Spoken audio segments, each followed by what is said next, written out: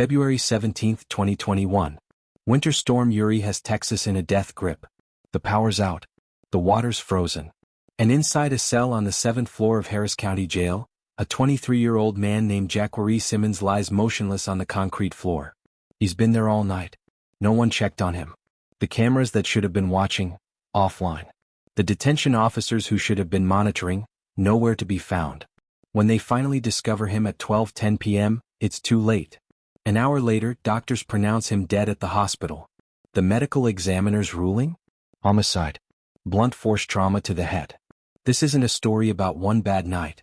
It's a window into what some call modern-day Alcatraz, a facility where 27 people died in a single year, where overcrowding has pushed the population past 10,000 inmates, where former detention officers described throats being slashed over card games and ears bitten off in random attacks, where the FBI launched federal civil rights investigations after the death toll became impossible to ignore.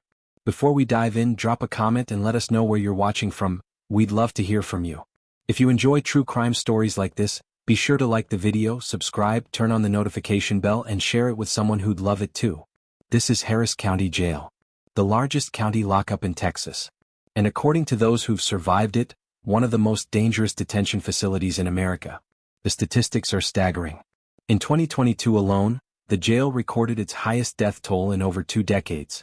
The Texas Commission on Jail Standards put the facility under noncompliance status. Civil rights attorney Ben Crump demanded Justice Department intervention, calling the pattern of deaths appalling. The FBI opened multiple investigations. 11 detention officers were fired.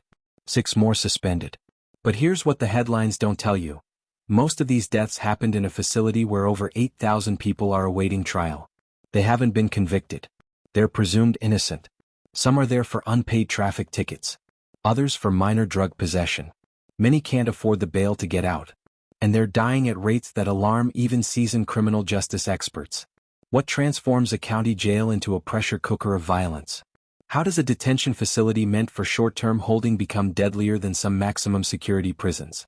And why, despite federal investigations and public outcry, do the deaths keep happening? The answers lie deep inside the cell blocks. In the testimonies of former inmates who describe a Lord of the Flies-style hierarchy. In the accounts of detention officers who quit after witnessing brutality they couldn't stomach. In the court records detailing how a 6'5", 260-pound guard repeatedly struck a 5'4", 120-pound inmate until his skull fractured. This is the reality inside Houston's toughest cell block. Where survival isn't guaranteed. Where justice is a luxury. And where, according to one former inmate, the inmates run the dorms, not the guards. If you enjoy real, gripping prison documentaries and true stories, don't forget to like this video, leave a comment, and share it with your friends and family. Hit that subscribe button and turn on notifications so you never miss more shocking and exclusive content. Harris County Jail isn't one building. It's a sprawling complex of detention facilities that stretches across downtown Houston like a small city unto itself. The 1200 Baker Street facility. The 701 San Jacinto location. The 700 North San Jacinto Annex. Together, they form what criminal justice experts call a megajail. A system designed to hold around 9,000 inmates but regularly exceeding 10,000. To understand how deadly this place became, you have to understand what it was never meant to be. County jails are supposed to be temporary. You get arrested. You're booked. You see a judge. You either make bail or you don't. If you can't afford bail, you wait for trial. Most people are out within days or weeks. That's the theory. The reality inside Harris County is drastically different. According to data from the Texas Commission on Jail Standards, the average length of stay has ballooned to over 100 days. Some inmates wait 6 months, a year, 18 months, all while legally presumed innocent. All while crammed into a facility operating at 115% capacity. The numbers tell a disturbing story. In 2019, the jail population averaged 8,800 inmates. By 2021, despite pandemic releases, it had climbed past 9,500. Court backlogs from COVID-19 meant trials got postponed indefinitely. Judges retired. Cases piled up. And the jail kept filling. But capacity isn't just about square footage. It's about staff, medical care, mental health resources, safety protocols. And by every metric that matters, Harris County Jail was underwater. The staffing crisis hit critical levels in 2021. The jail operates 24/7, requiring 3 shifts of detention officers to maintain security. But according to internal reports obtained through public records requests, the facility was running with 30% fewer officers than recommended standards. Mandatory overtime became routine. Shifts stretched to 16 hours. Exhaustion set in. When detention officers are overworked, corners get cut. Cell checks that should happen every hour get pushed to every 2 hours. Then every 3. Security cameras that malfunction don't get fixed because there's no budget and no time. Incidents that should trigger immediate response get logged and forgotten. The inmates notice. They always notice. Former inmate Marcus Williams spent 11 months in Harris County awaiting trial on aggravated robbery charges that were eventually dismissed. In an interview with local reporters, he described the 7th floor as complete chaos. Fights broke out daily. Officers wouldn't intervene unless someone was on the verge of death. The strongest inmates controlled the day rooms, the showers, the phones. If you're weak, you become prey immediately, Williams testified during a 2022 civil rights hearing. I saw a kid, maybe 19 years old, get his commissary taken every single week. He reported it. Nothing happened. So he stopped reporting. The physical infrastructure compounds the problem. Much of the main facility dates back to the 1950s and 60s. Despite renovations, the bones of the building reveal their age. Plumbing failures cause flooding. HVAC systems struggled during Houston's brutal summers. During Winter Storm Uri in 2021, when temperatures plummeted and power grids failed, inmates reported being left in cells with no heat, no hot water, and limited food for days. That's when Jacquerie Simmons died. But his death wasn't an isolated incident, it was symptomatic of systemic collapse. The medical infrastructure presents another critical failure point. Harris County Jail contracts healthcare to private companies who bill by service. According to multiple lawsuits filed between 2019 and 2023, inmates reported waiting days for medical attention. Chronic conditions went untreated. Mental health crises were met with solitary confinement rather than psychiatric care. Dr. Alan Tanner, who served as medical director from 2018 to 2020 before resigning, spoke to investigators about the impossible situation. The jail houses roughly 2,000 inmates with serious mental illness, schizophrenia, bipolar disorder, severe depression, PTSD. Many were in jail precisely because they had mental health episodes that led to minor criminal charges. But the jail had only 12 psychiatric beds. 12 beds for 2,000 people in crisis. You're taking individuals who need intensive psychiatric care and housing them in general population with no treatment plan, Tanner explained in his deposition. It's a recipe for tragedy. The classification system, how inmates get assigned to different housing units, became another pressure point. In theory, dangerous offenders get separated from non-violent ones. Gang members get isolated from rivals. Vulnerable populations get protective custody. In practice, with overcrowding and understaffing, the system broke down. Former detention officer Christina Rodriguez, who worked at the facility from 2017 to 2021, described the chaos during shift briefings. Officers would receive lists of inmates to move, but no context about why. Gang intelligence wasn't communicated. Known enemies ended up in the same pots. We'd put someone in a cell, and within hours there'd be an incident, Rodriguez recalled in her exit interview. Then we'd find out later that guy was a documented member of Tango Blast, and his cellmate was affiliated with the Mexican Mafia. Nobody told us. The information existed somewhere in the system, but it never made it to the officers on the floor. The financial incentives warp everything. Harris County operates on a budget approved by commissioners who face election pressures.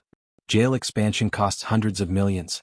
Hiring more officers means ongoing salary commitments. Upgrading medical care increases contracted costs. So year after year, the jail makes do with less while housing more. Meanwhile, the bail system keeps the population churning. Someone arrested for shoplifting gets assigned $5,000 bail. They can't afford it. They sit in jail for months waiting for a court date. By the time their case gets called, they've already served more time than they would have gotten if convicted. The charges get dropped or reduced to time served. They're released. But while they were inside, the system extracted a brutal tax. Lost jobs. Missed rent payments. Severed family connections. And for some, much worse. The Texas Commission on Jail Standards conducts regular inspections. Between 2019 and 2023, Harris County Jail received 47 violations. Inadequate supervision. Failure to maintain security logs. Insufficient medical screening. Improper use of restraints. Each violation triggered a remediation plan. Each plan got partially implemented before funding dried up or priorities shifted. This is the machinery that created Houston's deadliest cellblock. Not one catastrophic failure but 1,000 small compromises. Not one villain but a system optimized for efficiency over humanity. Not one bad decision but decades of choosing cheaper over safer. And into this pressure cooker walked thousands of people who had one thing in common: they couldn't afford to leave. The question isn't why Harris County Jail became so dangerous. The question is how it took so long for anyone outside to notice. The first death of 2021 happened on January 8th. An inmate named Christopher Stokes, 29 years old, found unresponsive in his cell. Cause of death: cardiac arrest. The second came 3 weeks later. Then another. By February, the count was rising faster than administrators could draft incident reports. By the time the year ended, 27 people had died inside Harris County Jail. 27 families received phone calls no one should ever get. 27 sets of personal belongings got bagged and returned. 27 cases that demanded answers. But here's what makes this death toll particularly alarming. These weren't all elderly inmates with pre-existing conditions. These weren't all people serving decades-long sentences.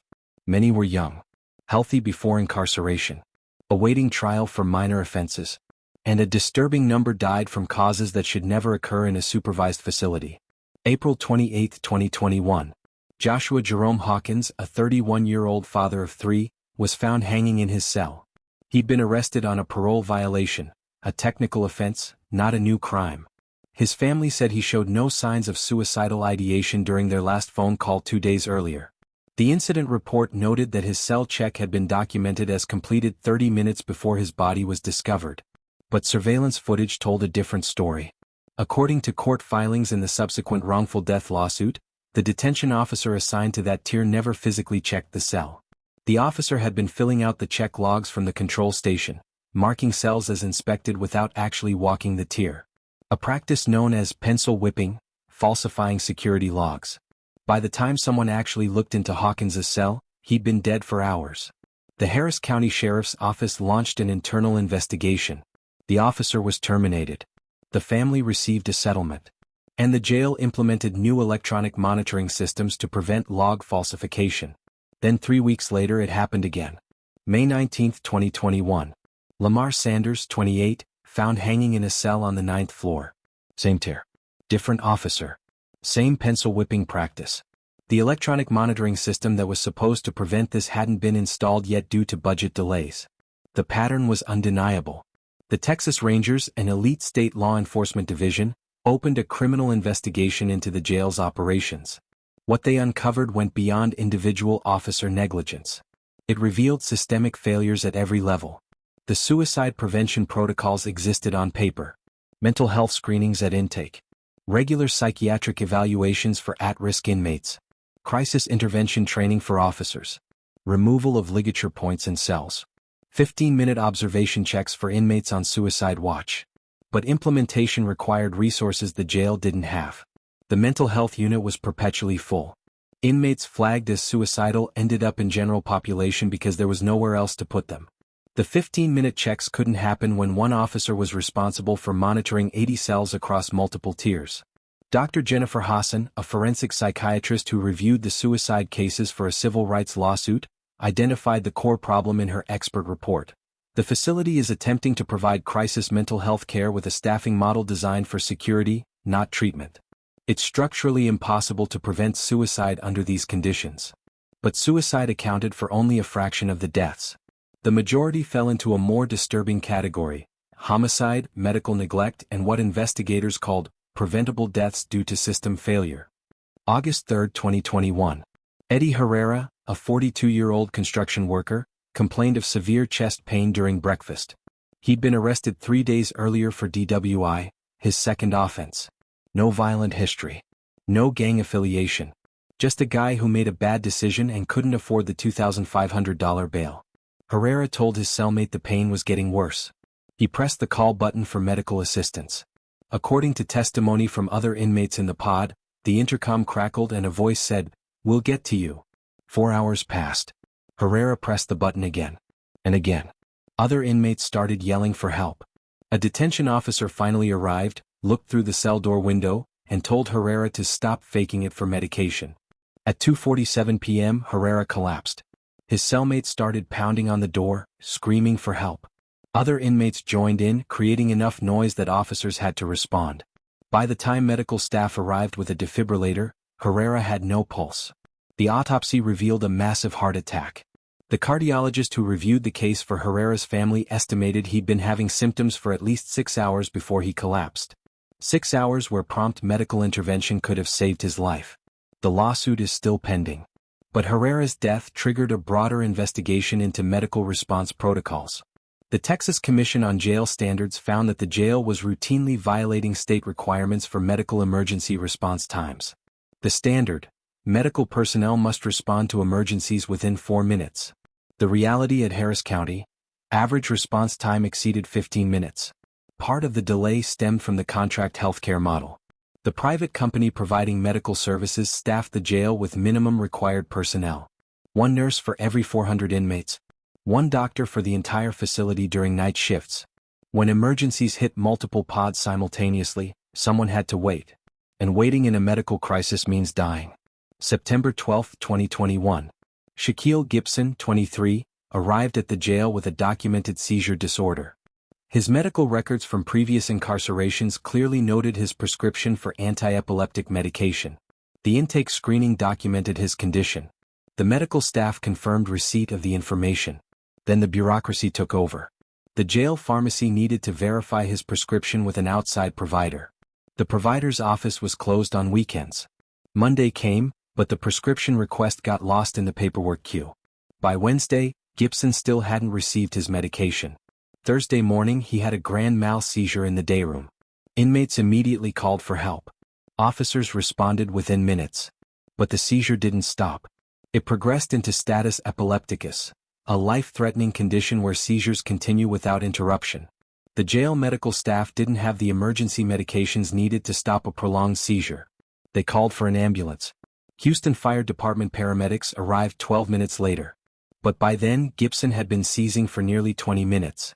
The brain damage was catastrophic. He died 3 days later at Ben Taub Hospital, never regaining consciousness. The medical examiner ruled it a homicide, death caused by denial of necessary medical care. The Harris County Sheriff, Ed Gonzalez, faced intense pressure to explain how his facility had become so deadly. In a press conference that September, he acknowledged the unacceptable death toll and announced a comprehensive review of jail operations. But the deaths continued. October brought 4 more. November 3. December 2. By year's end, federal authorities couldn't ignore it anymore. The Civil Rights Division of the U.S. Department of Justice sent a letter to Harris County officials indicating they were opening an investigation into conditions at the jail. The FBI dispatched agents to interview former inmates and staff members. Civil rights attorney Ben Crump, known for representing families in high-profile cases of injustice, took on multiple wrongful death lawsuits against the county.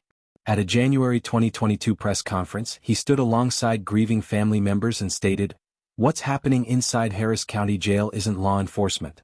It's a human rights crisis." The county's response split between defensive and reformist. Some officials argued the death toll reflected the challenging population, high rates of mental illness, drug addiction, and chronic health problems.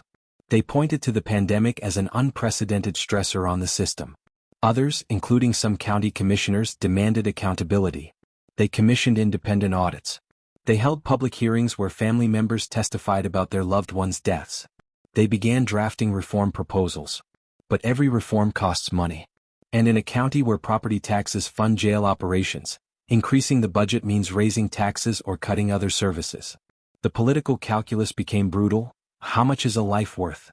Especially a life that belongs to someone accused of a crime? The families of the dead couldn't afford to wait for political solutions.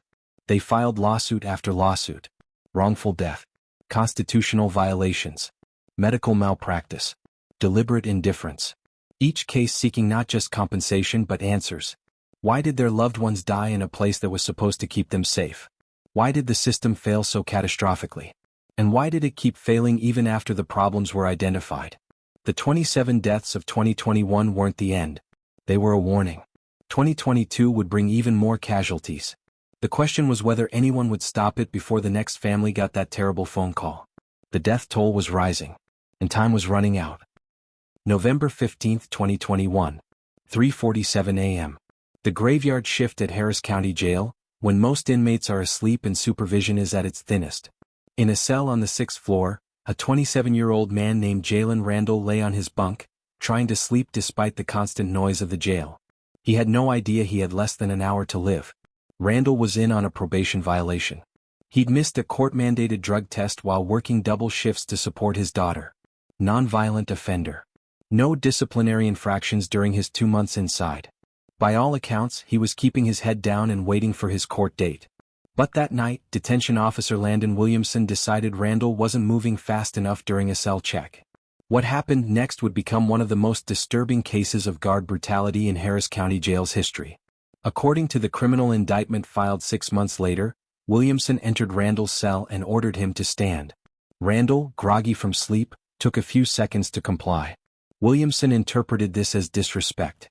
He grabbed Randall by the jumpsuit and slammed him against the cell wall. Then the beating began.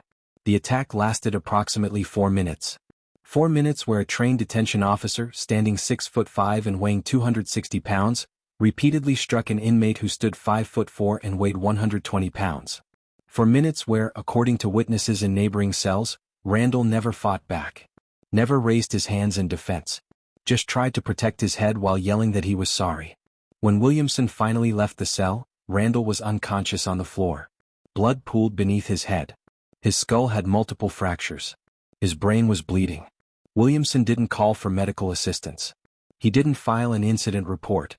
He simply locked the cell door and continued his rounds.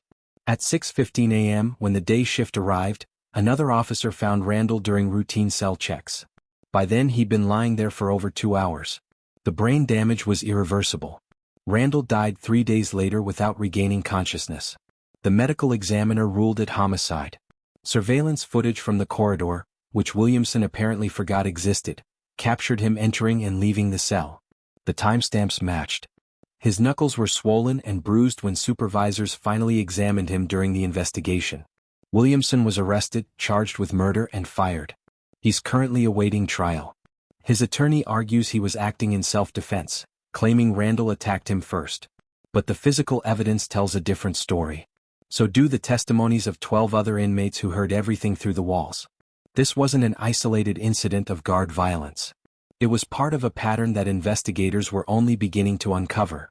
Former detention officer Christina Rodriguez, who worked at the jail from 2017 to 2021, finally spoke publicly about what she witnessed after quitting in disgust. In a deposition for one of the civil rights lawsuits, she described a culture where excessive force wasn't just tolerated, it was expected. There were officers who got off on the power, Rodriguez testified. They'd deliberately antagonize inmates, looking for an excuse to put hands on them.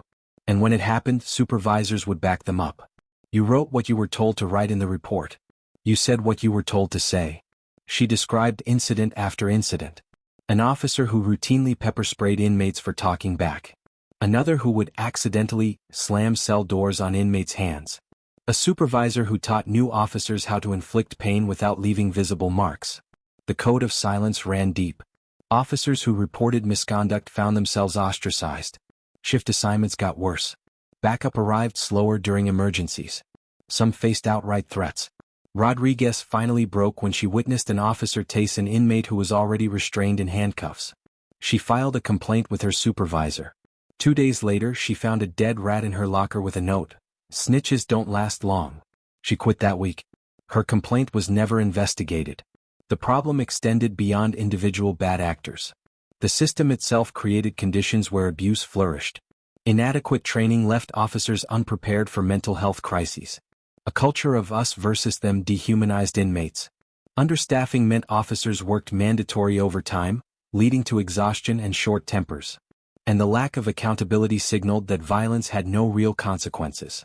Internal affairs investigations often went nowhere. Officers under investigation remained on duty. Complaints from inmates were routinely dismissed as lies or exaggerations. Even when misconduct was substantiated, discipline was minimal. A few days suspension, maybe a written warning. Until someone died. Then the county couldn't ignore it anymore. The case of Maurice Johnson exposed another dimension of guard predation. Johnson, a 35-year-old inmate with documented mental illness, spent 3 weeks in administrative segregation, solitary confinement, for a minor infraction. Solitary meant 23 hours a day in a cell barely larger than a parking space. 1 hour for recreation in a concrete cage. No human contact except when officers delivered food. For someone with Johnson's psychiatric history, paranoid schizophrenia, solitary confinement was psychological torture. His mental state deteriorated rapidly. He started refusing food, stopped taking his medications, began exhibiting increasingly erratic behavior. Officers documented his decline in their logs. Mental health staff noted his deteriorating condition. Everyone could see he was in crisis, but no one moved him out of solitary. The segregation order came from a supervisor, and challenging supervisors meant problems. On day 19, Johnson had a complete psychotic break. He started screaming that demons were attacking him. He stripped naked and smeared feces on the cell walls. He banged his head against the door until blood ran down his face. The response team arrived in full riot gear. Instead of recognizing a psychiatric emergency, they treated it as a discipline problem. They extracted Johnson from the cell using pain compliance techniques. They forced him into a restraint chair, a device that immobilizes inmates in a seated position. Then they left him there. For 16 hours. Strapped in place, unable to move, still in the throes of psychosis. When mental health staff finally evaluated him the next morning, Johnson was catatonic. He'd urinated and defecated on himself. He was severely dehydrated. His wrists and ankles had deep bruises from straining against the restraints. He spent a week in the psychiatric hospital. When he returned to the jail, he went right back into solitary confinement. The cycle continued. Johnson's case never made headlines because he didn't die. He survived. But his experience illustrated a fundamental truth about Harris County Jail. The line between custody and cruelty had become dangerously blurred. The FBI investigation into the jail eventually identified 47 officers who were subjects of excessive force complaints. 47 officers with documented histories of violence against inmates. Some had multiple complaints spanning years. Others were newcomers who learned brutality from veteran officers who modeled it as standard practice. Of those 47, only 11 were terminated. 6 more received suspensions. The remaining 30 continued working, still supervising inmates, still wielding authority over vulnerable people who had no power to defend themselves. The sheriff's office defended the numbers, arguing that many complaints were unfounded or couldn't be substantiated. They pointed out that officers face constant threats and sometimes must use force to maintain order. They insisted that the vast majority of their detention staff were dedicated professionals doing an impossible job. All of that was true. But it didn't explain Jalen Randall's fractured skull. It didn't justify Maurice Johnson's 16 hours in a restraint chair. It didn't excuse the culture of impunity that allowed violence to metastasize. Attorney Benjamin Crump, representing multiple families in wrongful death and excessive force cases, put it bluntly during a press conference. When the people charged with protecting inmates become their predators, the entire concept of justice collapses.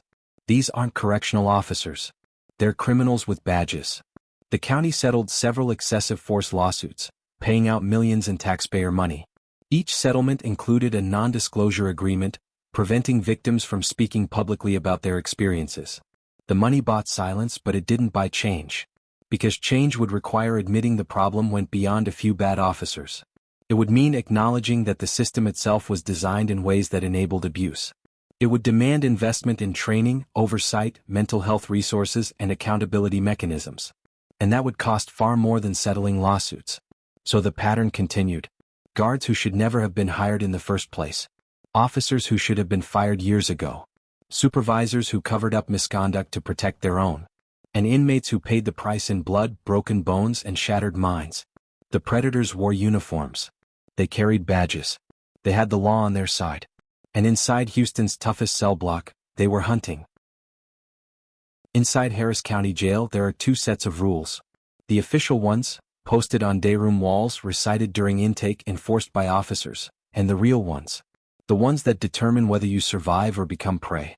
The ones inmates learn within their first 24 hours or pay a steep price for ignorance. Former inmate David Martinez learned the code the hard way. Martinez arrived at the jail in March 2022 on a possession charge. Small amount of marijuana. First offense.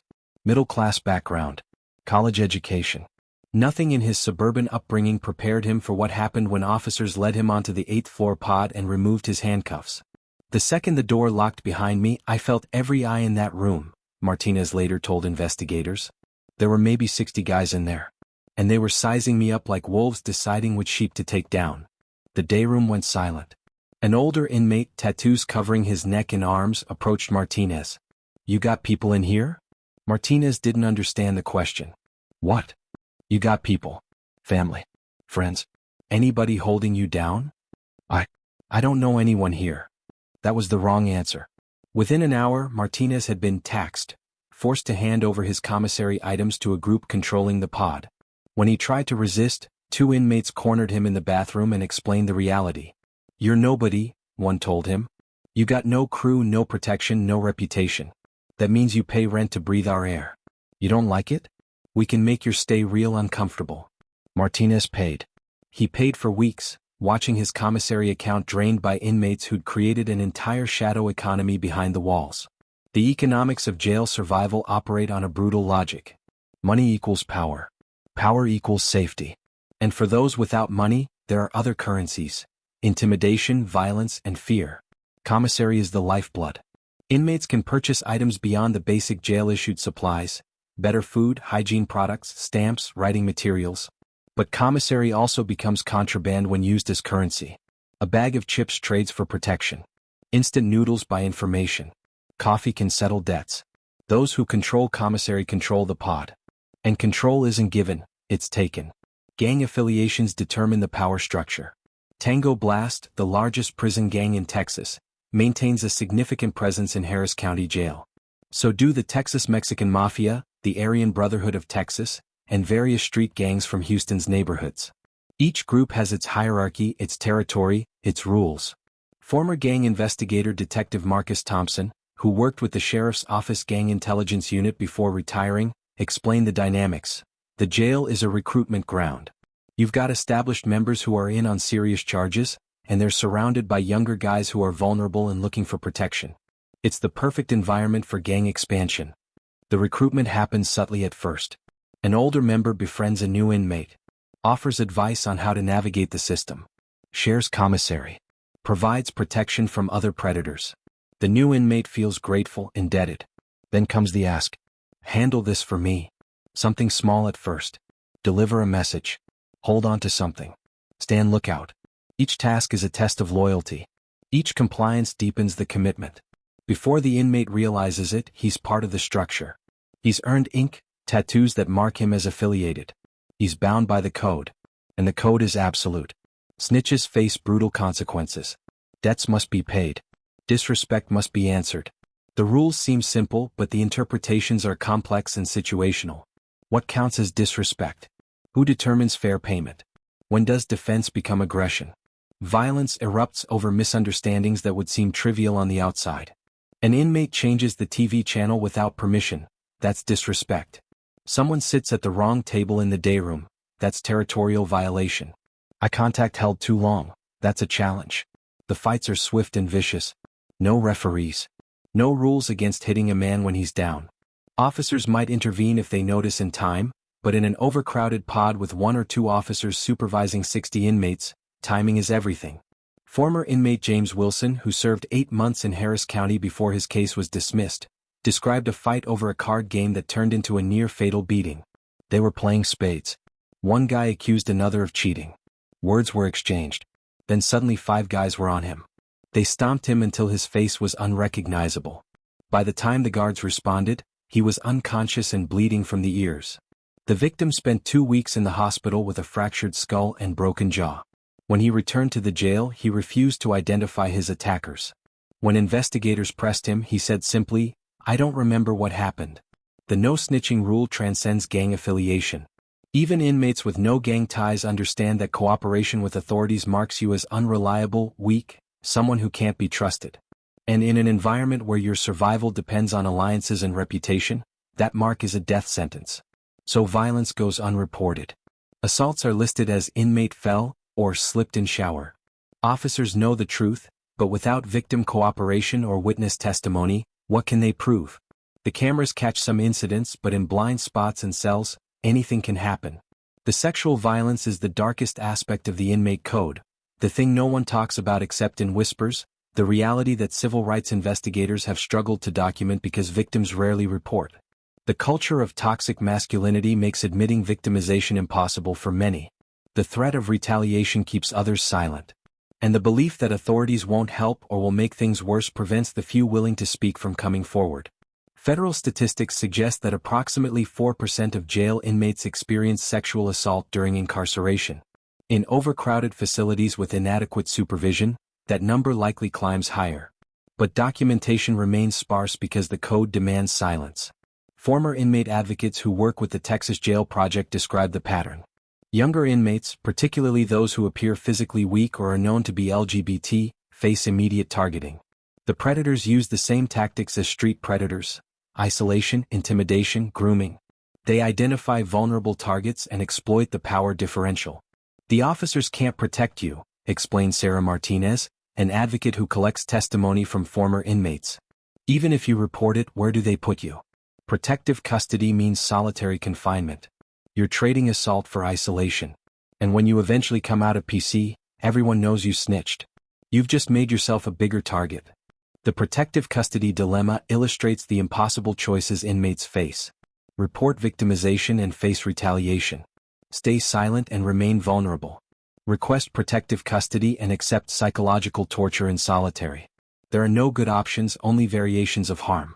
The drug trade adds another layer to the inmate economy. Despite being one of the most controlled environments imaginable, drugs flow through Harris County Jail with disturbing regularity. Smuggling methods are creative and constantly evolving. Corrupt guards bring contraband in for payment. Visitors pass drugs during contact visits. Inmates smuggle substances internally after court appearances. K2, synthetic cannabinoids, became the drug of choice because it's harder to detect and more potent than marijuana. Small amounts can intoxicate dozens of people. A single strip of paper soaked in K2 liquid sells for hundreds of dollars in commissary items. The profits are enormous. The risks are severe. K2 overdoses send inmates to the hospital regularly. But demand never stops. Control of the drug trade means control of the most valuable commodity in the jail. Gangs fight over distribution rights. Debts from drug deals spark violence that ripples through pods. And addiction drives desperate inmates to take risks that would seem irrational on the outside. Former detention officer Marcus Williams witnessed the drug trade from the other side. You'd find guys passed out, vomit everywhere, clearly overdosed on something. We'd search the pod and find nothing. The inmates were better at hiding contraband than we were at finding it. And some officers didn't even try because they were part of the supply chain. The corruption worked both ways. Inmates with money on the outside could buy privileges. Guards supplemented their low salaries by bringing in contraband. The transactions happened through coded language and dead drops. A guard would leave a package in a specific location. An inmate would retrieve it. Payment would arrive in the guard's account from an outside source. When officers got caught, the investigations rarely led higher than individual arrests. The networks remained intact. New guards replaced the arrested ones. The system adapted and continued. But not every inmate participated in the underground economy. Many kept their heads down, served their time, and tried to stay invisible. The strategy worked for some. For others, invisibility was impossible. Race and geography determined default affiliations whether inmates wanted them or not. A young black man from Houston's Fifth Ward was assumed to have connections to certain street organizations. A Hispanic inmate from certain neighborhoods was presumed to know certain people. White inmates from rural areas found themselves navigating racial politics they'd never encountered outside. The jail didn't create these divisions, it concentrated and amplified them. Outside, people could avoid each other. Inside, everyone shared the same space. Tensions that simmered in society boiled over in the confined pressure cooker of incarceration. Former inmate Robert Jackson, who spent 11 months in Harris County on an armed robbery charge before being acquitted, described the constant stress. You're always on edge. Always watching your back. You can't show weakness. You can't back down. You can't trust anyone completely. After a while, that becomes your normal. Then when you get out, you realize you've been damaged in ways that don't show. The psychological impact of surviving the Inmate Code extends far beyond the jail walls. The hypervigilance. The inability to relax. The instinct to interpret every interaction as a potential threat. These aren't symptoms that disappear when the charges get dropped or the sentence ends. And for those who return to society carrying these wounds, reintegration becomes nearly impossible. How do you explain to an employer why you flinch at sudden movements? How do you rebuild trust with family when you've spent months trusting no one? How do you sleep without nightmares when you've witnessed brutality that would horrify most people? The official rules posted on the dayroom walls talk about respect, safety, and order. The real rules, the Inmate Code, talk about power, survival, and dominance. One set of rules is printed on laminated posters. The other is written in scars. The warning signs were everywhere. Written in incident reports that stacked up on supervisors' desks. Documented in medical examiner findings that used words like preventable and negligent. Highlighted in inspection reports that the Texas Commission on Jail Standards issued year after year. But warning signs only matter if someone acts on them. The oversight structure for Harris County Jail looks impressive on paper. Multiple layers of accountability. Regular inspections. Federal standards. State regulations. Internal affairs divisions. External audits. On paper, it should have been impossible for the facility to become as dangerous as it did. On paper. The Texas Commission on Jail Standards conducts mandatory inspections of every county jail in the state. They check compliance with minimum standards for everything from square footage per inmate to medical response times to documentation procedures. When they find violations, they issue citations. The jail must submit a corrective action plan. Follow-up inspections verify compliance. Between 2019 and 2023, Harris County Jail received 47 violations. 47 documented failures to meet minimum standards. Each one represented a gap in safety, supervision, or care. Violation number 23, issued March 2020. Inadequate observation of inmates in administrative segregation. The standard requires visual checks every 30 minutes for inmates in solitary. Inspectors found that checks were being logged without officers physically observing inmates. The corrective action plan promised additional training and stricter supervision. 6 months later, the same violation appeared again. Same problem. Different inspection. The corrective action clearly hadn't worked. Brandon Mitchell, who served as a jail standards inspector from 2015 to 2022, explained the fundamental flaw in the system during testimony before a state legislative committee. We can cite violations. We can demand corrective action plans. But we can't force compliance. We're not law enforcement. We're regulators. If a jail doesn't fix the problem, all we can do is cite them again. The cycle became predictable. Violation issued. Plan submitted. Violation reoccurs. New plan submitted. No real consequences. No loss of funding. No criminal charges. Just paperwork accumulating in filing cabinets while the same problems persisted. The internal oversight mechanisms proved equally ineffective. The Harris County Sheriff's Office maintains an internal affairs division tasked with investigating officer misconduct. Complaints from inmates, staff members, or family members trigger investigations. Evidence gets collected. Interviews conducted. Findings documented. In 2021, Internal Affairs received 312 complaints about detention officer conduct. Excessive force. Neglect of duty. Falsifying records. Verbal abuse. Sexual harassment. 312 separate allegations requiring investigation. Of those 312 complaints, only 23 were sustained, meaning investigators found sufficient evidence to confirm misconduct occurred. 23 out of 312. A 7.4% substantiation rate. The remaining 289 complaints were marked unfounded, unsubstantiated, or insufficient evidence. Which raises an obvious question. Were the complaints actually baseless? Or was the investigation process designed to protect officers rather than hold them accountable? Former Internal Affairs investigator Linda Torres, who resigned in 2020 after 5 years with the division, described a system weighted heavily in favor of the accused officers. The standard of proof was absurdly high. Video evidence was often inconclusive. Inmate testimony was automatically considered unreliable. If an officer denied misconduct and there were no independent witnesses, the complaint got closed as unsubstantiated. She described cases where multiple inmates reported the same officer for similar behavior, but because each incident was investigated separately, the pattern never emerged. You'd have 5 different excessive force complaints against one officer over 2 years. Each case examined in isolation. Never connected. So each time, investigators would say, insufficient evidence, because it was one inmate's word against the officers. The lack of pattern recognition meant serial abusers flew under the radar. An officer could accumulate a dozen complaints without triggering enhanced scrutiny because officially, none were sustained. The system created a protective shield around bad actors. County Oversight added another supposedly independent layer.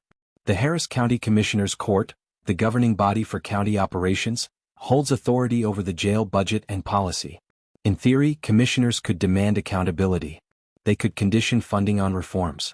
They could remove the sheriff if misconduct became egregious enough. In practice, political calculations overrode oversight responsibilities. Sheriff Ed Gonzalez, elected in 2016 on a reform platform, faced increasing pressure as the death toll mounted. Commissioners demanded answers at public meetings. Family members of deceased inmates testified during open comment periods. Civil rights organizations staged protests outside the jail. The commissioners formed a task force in 2022 to study jail conditions and recommend reforms. The task force included criminal justice experts, community advocates, medical professionals, and former law enforcement officials. They spent 6 months investigating. They interviewed staff and inmates. They reviewed policies and procedures. They examined other jail systems with better outcomes. Their final report, released in August 2022, contained 127 specific recommendations. Increase staffing ratios. Expand mental health services. Implement body cameras for all detention officers. Create independent oversight board. Increase medical personnel. Reduce use of solitary confinement. Improve classification procedures. Enhance training requirements. The estimated cost, $85 million in the first year, with ongoing annual costs of $40 million. The commissioners voted to implement 11 of the 127 recommendations. The ones that required minimal funding. The ones that wouldn't require raising taxes or cutting other county services. The ones that made good press releases but wouldn't fundamentally change operations. The most critical recommendations, the ones that would actually save lives, got shelved pending further budget analysis. Commissioner Adrian Garcia, one of the few who voted to fund the full reform package, called the result a moral failure. In a scathing floor speech during the budget debate, he stated, "We're willing to pay millions in wrongful death settlements, but we won't invest in preventing those deaths in the first place. We're choosing lawsuits over lives. That's not fiscal responsibility. That's cowardice." The federal oversight should have been the final backstop. When local and state systems fail, the U.S. Department of Justice has authority to investigate civil rights violations in detention facilities. The FBI can pursue criminal charges against officials who deprive inmates of constitutional rights. Both agencies opened investigations into Harris County Jail in late 2021. FBI agents interviewed former inmates and staff. Justice Department attorneys reviewed death investigations and use of force incidents. Civil rights investigators examined patterns of abuse. The investigations proceeded slowly. Federal bureaucracy moves at its own pace. Gathering evidence takes time. Building prosecutable cases requires meticulous documentation. Meanwhile, inside the jail, nothing changed. Inmates kept dying. Officers kept using excessive force. The system kept failing. By mid-2023, nearly 2 years after the investigations began, no charges had been filed. No indictments issued. The Justice Department hadn't even released preliminary findings. The lack of action sent a clear message. Federal intervention wasn't coming fast enough to help anyone currently inside. The oversight failures extended to medical contractor monitoring. The county hired private companies to provide healthcare services at the jail. The contracts specified minimum staffing levels, response time standards, and quality metrics. The county was supposed to monitor compliance and impose penalties for violations. But monitoring required dedicated personnel with medical expertise. It required data collection systems to track response times. It required willingness to hold contractors accountable even when that meant admitting the county had chosen the wrong vendor. None of that happened consistently. Contracts got renewed automatically despite documented failures. Vendors who violated standards faced minimal consequences because replacing them would be complicated and expensive.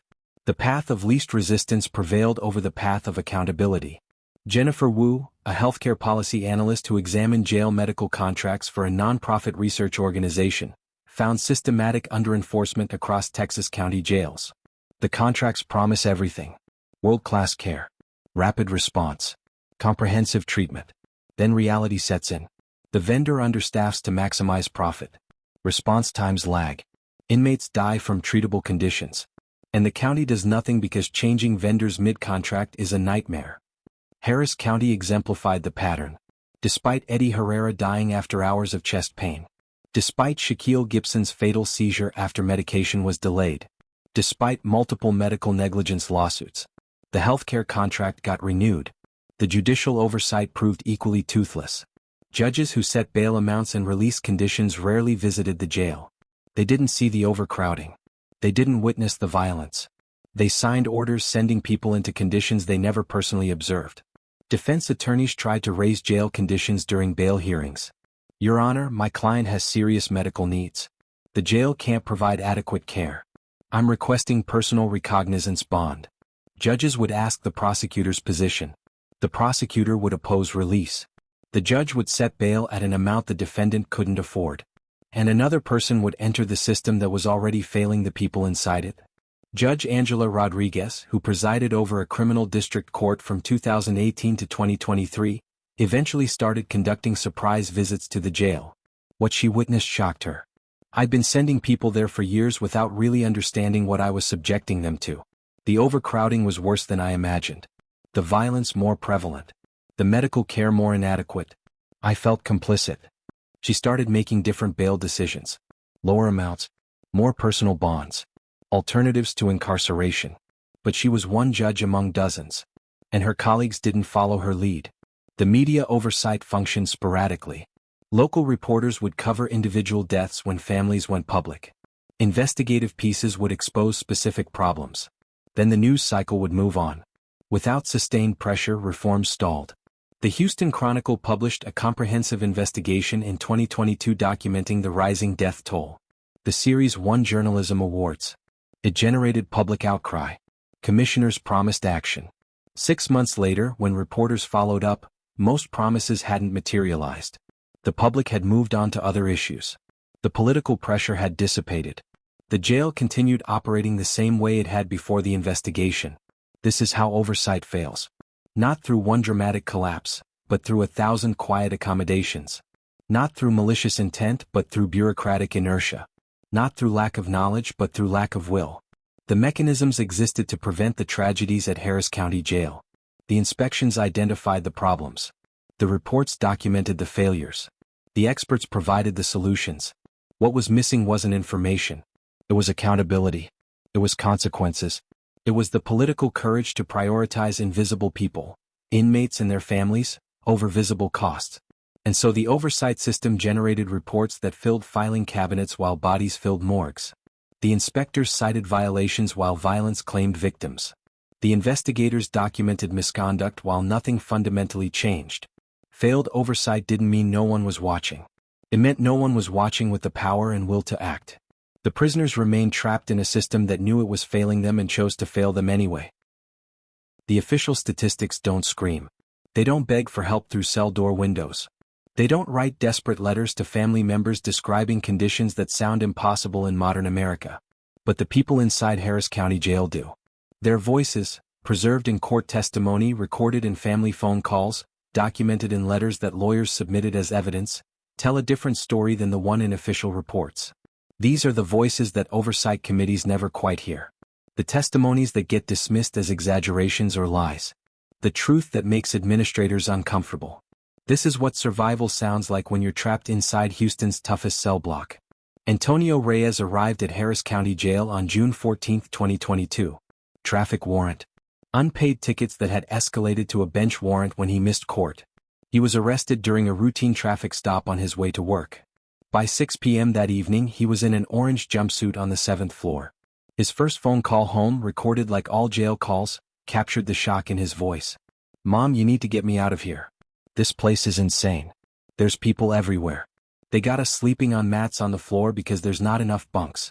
The guy next to me said he's been here 4 months on a parole violation." 4 months. Reyes's mother, Maria, started working double shifts to save bail money.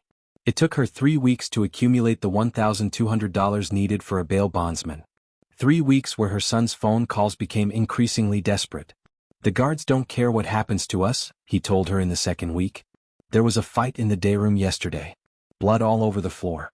They didn't even separate the guys who did it. Just told everyone to clean it up and moved on. By week 3 his voice had changed. Flatter. More defeated. I'm not the same person who came in here, Mom. I can't explain what this does to you. Being surrounded by violence every day. Sleeping with one eye open. Never feeling safe. Even when I get out, I don't know if I'll be okay. Maria finally made bail on day 22. When she picked up Antonio, she barely recognized him. He'd lost 15 pounds. He had dark circles under his eyes. He flinched at sudden movements. He was only there 3 weeks, Maria later testified at a county commissioner's hearing. 3 weeks for unpaid traffic tickets. And it broke something in him. He has nightmares. He won't go near crowds. He lost his job because he couldn't function when he got back. Tell me how that serves justice. Keisha Williams' story reveals the particular hell that women face inside the jail. Arrested on a shoplifting charge, baby formula and diapers for her 6-month-old daughter, she was held on $5,000 bail she had no way to pay.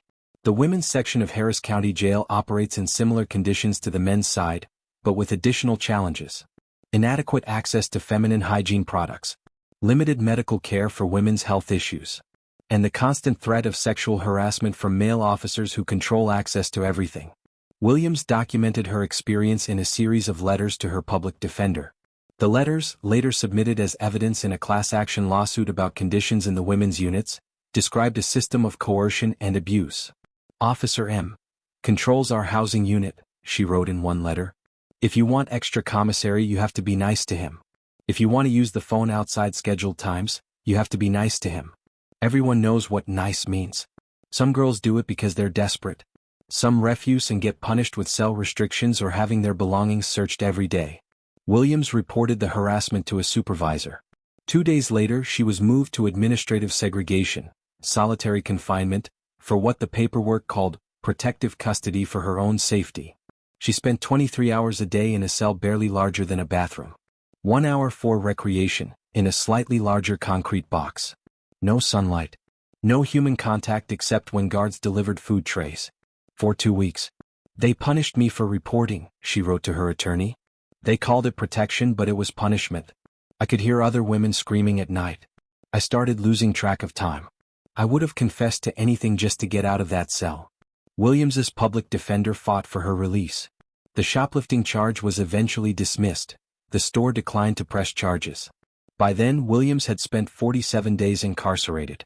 Her daughter had been placed in emergency foster care. Her apartment had been emptied by the landlord. Everything she owned was gone. She never got to raise her daughter. By the time she regained stability, parental rights had been terminated. The state decided she was an unfit mother. Her crime? Being too poor to make bail. Michael Chin came to America from Taiwan when he was 7 years old. He became a citizen at 18. He'd never been in trouble with the law until a mental health crisis at age 34 led to him being arrested for criminal trespass. He'd wandered into a business during a manic episode and refused to leave when asked. Chin had bipolar disorder. Well controlled on medication. But during booking at Harris County Jail, the intake process got confused. His medication list wasn't properly transferred. His existing prescriptions weren't honored. By day 3 he was in full manic psychosis. His family tried desperately to get him help. They called the jail medical department repeatedly. They faxed his psychiatric records. They begged for someone to just talk to his regular psychiatrist who could verify his medication regimen. We were told he was being monitored, his sister Jennifer testified later. But nobody was actually treating him. He was deteriorating and they were just watching it happen. Chen's phone calls during this period are almost unbearable to hear. His speech rapid and disorganized. His thoughts jumping from topic to topic. His paranoia escalating. They're listening to everything, Jen. Everyone's watching me. The cameras are recording my thoughts. I need to get out. You have to get me out. They're going to kill me. Please. Please help me. On day 7, Chin tried to harm himself. He was placed on suicide watch, which meant being stripped naked and put in a cell with nothing but a suicide prevention smock. No treatment. No medication. Just observation. His family finally hired a private attorney who filed an emergency motion for mental health evaluation. A judge ordered his transfer to a psychiatric facility. By then, Chin had been in crisis for 10 days. He spent 6 weeks in inpatient psychiatric treatment. When he stabilized, the criminal trespass charge was dismissed as part of a mental health diversion program. But the damage was done. My brother was a successful software engineer, Jennifer Chin told investigators. He had a life, a career, friends. That week in jail without his medication triggered something that took months to recover from. And for what? Because he was having a mental health crisis? This is how we treat mental illness in America. The voices of correctional staff who broke the silence reveal another dimension of the crisis.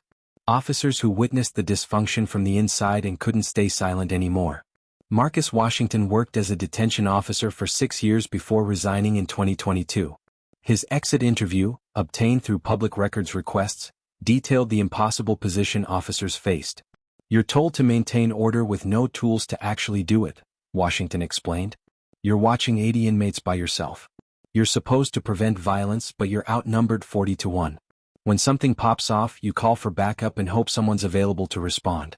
Half the time they're not because we're so understaffed." He described the moral injury of watching preventable tragedies unfold. "I saw a kid have a seizure in the day room. I called medical immediately. They took 20 minutes to arrive because they were dealing with another emergency. By the time they got there, the kid had been seizing for so long he'd stopped breathing. We did CPR. Saved his life. But he shouldn't have been in that position to begin with." Washington quit after he was ordered to falsify cell check logs during a particularly understaffed shift.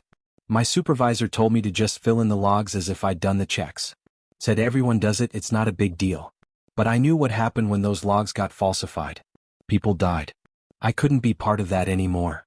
Former mental health counselor Patricia Gomez spent 3 years trying to provide psychiatric care in conditions that made effective treatment nearly impossible. Her resignation letter, which she posted publicly on social media, went viral for its unflinching honesty. "I cannot continue working in a system that treats mental illness as a discipline problem," she wrote. "I have patients who need intensive psychiatric care sleeping on concrete floors in general population.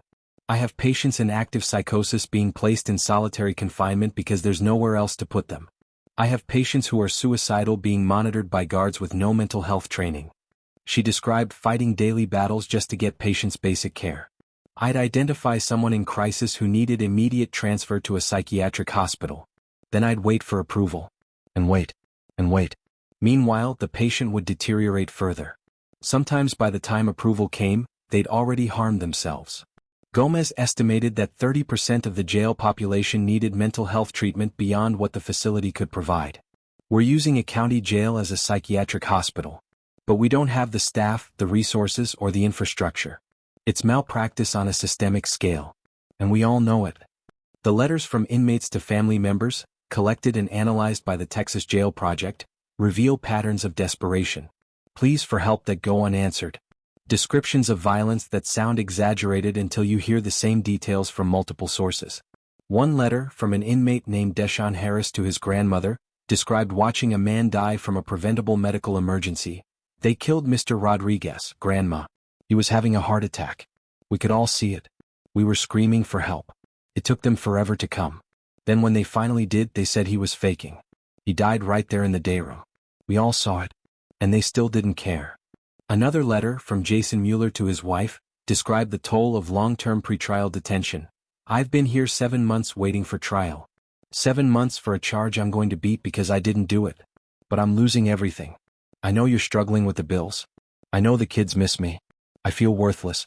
Like I'm failing you all even though I'm stuck in here. This is destroying our family." The phone calls between inmates and their children are particularly heartbreaking. Recordings that defense attorneys sometimes play during bail hearings to demonstrate the human cost of cash bail. A father trying to explain to his 5-year-old daughter why he can't come to her birthday party. A mother listening to her teenage son cry because he's being bullied at school and she can't be there to help. A young man apologizing to his infant son through the phone, promising he'll be home soon, a promise he has no power to keep. These voices don't appear in official reports. They don't factor into budget calculations. They don't influence policy decisions. But they represent the human reality of Harris County Jail. Not statistics. Not case numbers. Not line items in a budget. Real people experiencing real suffering in a system that has learned to ignore their voices. The oversight committees hold hearings, but the people testifying are usually administrators and experts. The people actually experiencing the conditions rarely get to speak. And when they do, their testimony gets filtered through questions about credibility. Were they really credible witnesses? Might they be exaggerating to support a lawsuit? The presumption of dishonesty that follows inmates extends even beyond the walls. Society has decided that people who've been arrested can't be trusted to accurately describe their own experiences. So their voices get dismissed. Their stories get questioned. Their truth gets buried under official denials. But the voices persist. In letters smuggled out. In phone calls recorded and preserved. In testimony given despite knowing it might bring retaliation. In the desperate attempts to make anyone, understand what's happening inside. This is what it sounds like when human beings are reduced to case numbers and forgotten. This is what it sounds like when justice fails. This is what it sounds like inside Houston's toughest cell block. And if we're brave enough to actually listen, we might have to admit that what's happening there implicates all of us. The steel doors keep closing. The deaths continue. Harris County Jail remains a cautionary tale of what happens when we choose budgets over lives. Real change is possible, but only if we demand it. The question is, will we? Thanks for watching. Subscribe for more investigations that matter.